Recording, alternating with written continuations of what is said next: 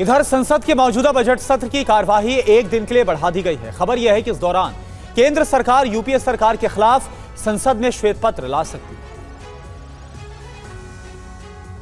वित्त मंत्री अपने बजट पर जवाबी भाषण के दौरान श्वेत पत्र जारी कर सकती है। श्वेत पत्र यूपीए शासनकाल के दौरान सरकार की नीतियों और अर्थव्यवस्था पर केंद्रित होगा। दावा किया जा रहा है कि इसी वजह से संसद के बजट सत्र को एक दिन के लिए बढ़ाया गया है। इस बजट सत्र का समापन पहले 9 फरवरी को होना था, लेकिन अब इस सत्र को एक दिन के लिए और बढ़ा दिया गया है।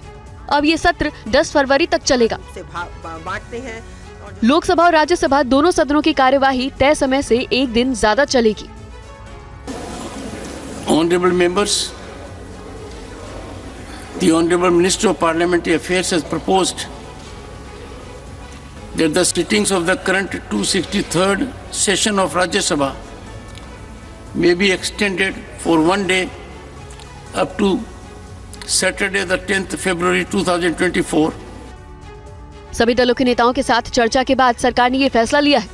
हालांकि सदन की कार्यवाही के आखिरी दिन प्रश्नकाल और शून्यकाल नहीं होगा। सरकार की तरफ से कहा गया है कि कई जरूरी काम पेंडिंग है जिनका निपटारा जरूरी है, इसलिए सदन की कार्यवाही को एक दिन के लिए बढ़ाया गया है। और उत्तराखंड विधानसभा में आज यूसीसी बिल पर चर्चा हो रही है। चर्चा के बाद आज विधेयक पास हो सकता है। देश के मुस्लिम संगठनों और विपक्षी दलों ने इस विधेयक का विरोध किया है।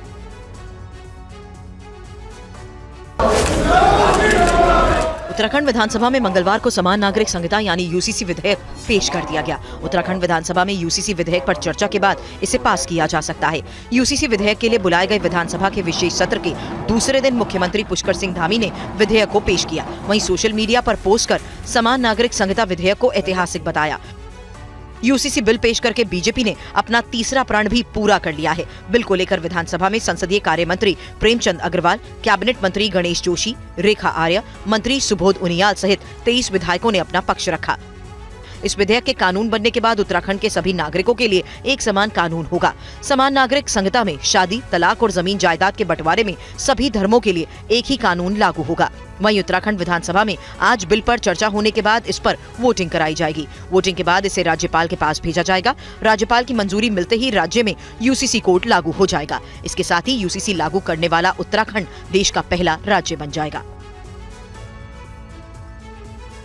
वहीं उत्तराखंड के बाद असम, हरियाणा सहित कई राज्यों में अब यूसीसी लागू करने के संकेत दिए जा रहे हैं। इस फहरिस्त में राजस्थान और यूपी भी शामिल होता नजर आ रहा है। उत्तराखंड की तर्ज पर अब राजस्थान और यूपी में भी यूसीसी लाने की चर्चा तेज हो गई है। राजस्थान सरकार में मंत्री कन्हैयालाल चौधरी ने कहा कि राजस्थान विधानसभा में यूसीसी लेकर आएंगे। यूपी के डिप्टी सीएम केशव प्रसाद मौर्य ने भी कुछ इसी तरह की राय दी है। हिंदुस्तान के लिए सबसे इम्पोर्टेंट है, एक देश में दो कानून चल नहीं सकते। ये किस तरह से चल रहे थे, बाकी एक देश में एक ही कानून होना चाहिए, बहुत इम्पोर्टेंट है। मेरी पूरी इच्छा है, क्योंकि मैं वार्ता करने के बाद में बता पाऊंगा, बाकी 100% राजस्थान की विधानसभा में ये लागू होगा, पारित करेंगे और राजस्थान में नहीं पूरे भारत में लागू होगा। मैं उत्तराखंड में भारतीय जनता पार्टी सरकार के मुखिया श्री पुष्कर सिंह धामी जी और उनकी पूरी सरकार को यूसीसी लाने के लिए बधाई देता हूं। भारतीय जनता पार्टी ने धारा 370 हटाने का वादा किया, पूरा कर दिया। रामलला का भव्य मंदिर बनाने का वादा किया, पूरा कर दिया। यूसीसी लाने का वादा किया हुआ है देश की जनता से। भाजपा का विचार का मुद्दा है और आज उत्तराखंड यानी देवभूमि से शुरुआत हुई है। आने वाले समय में मुझे पूरा विश्वास है कि हमारी जो विचारधारा से जुड़े हुए विषय हैं वो आगे बढ़ेंगे।